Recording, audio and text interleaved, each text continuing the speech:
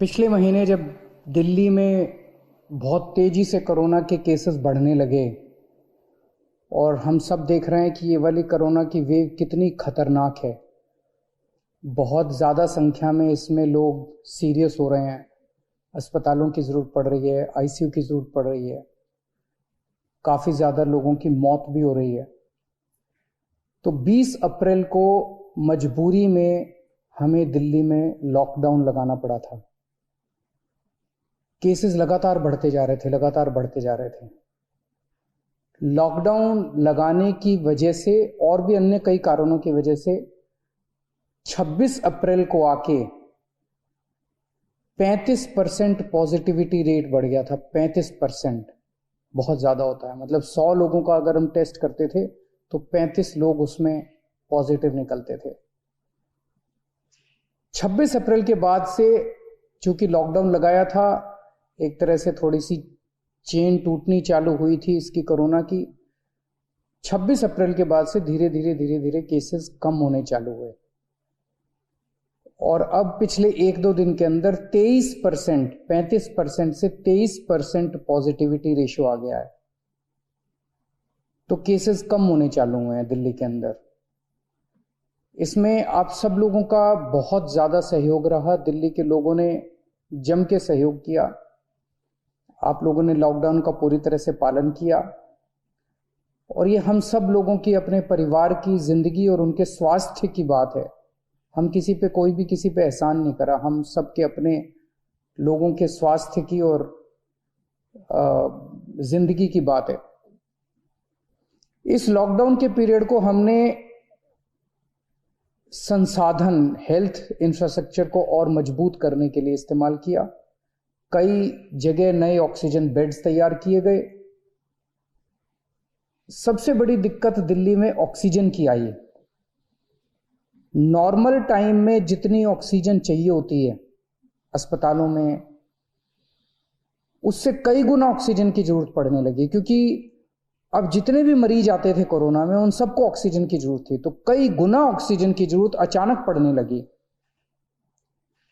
पिछले कुछ दिनों में केंद्र सरकार के साथ मिलके और हाई कोर्ट और सुप्रीम कोर्ट के आदेशों से, केंद्र सरकार के सहयोग से अब ऑक्सीजन की स्थिति दिल्ली के अंदर काफी सुधरी है पिछले कुछ दिनों में। अब इस तरह की बातें सुनने को नहीं मिलती कि इस अस्पताल में 2 घंटे की ऑक्सीजन रह गई, उस अस्पताल में आधे घंटे की ऑक्सीजन रह गई, यहाँ पे किसी की ऑक्सीजन से मौत हो सकती है। अब इस तरह की बातें सुनने को नहीं मिल रही है। तो इस लॉकडाउन के पीरियड को हमने अपने सिस्टम को भी सुधारने में काफी प्रयास किए। पिछले कुछ दिनों से वैक्सीन को भी बड़ी तेजी के साथ वैक्सीनेशन का कार्यक्रम शुरू किया गया है। आप में से जितने लोगों ने वैक्सीन लगवाया उन्होंने देखा होगा कि दिल्ली सरकार ने जो स्कूलों में इंतजाम किए हैं वो कितने शानदार इंतजाम किए हैं। सब लोग इसकी तारीफ कर रहे हैं, सब लोगों को अच्छा लग रहा है। हमारे युवा बढ़ चढ़ के वैक्सीन लगवा रहे हैं। यहाँ तक कि दिल्ली के आसपास के इलाकों से भी लोग दिल्ली में आके वैक्सीन लगवा रहे हैं। वैक्सीन के स्टॉक की कमी है, इसमें हमने केंद्र सरकार से सहयोग मांगा है। मुझे पूरी उम्मीद है जैसे केंद्र सरकार अन्य बातों पे भी सहयोग करती रही है, इसमें भी हमारा पूरा सहयोग करेगी।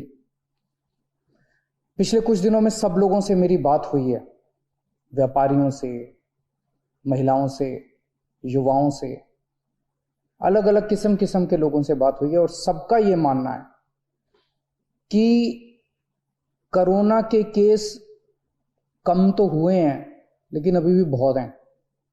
23% अभी भी संक्रमण दर है। अभी ढिलाई नहीं दी जा सकती, अभी समय नहीं आया है ढिलाई देने का।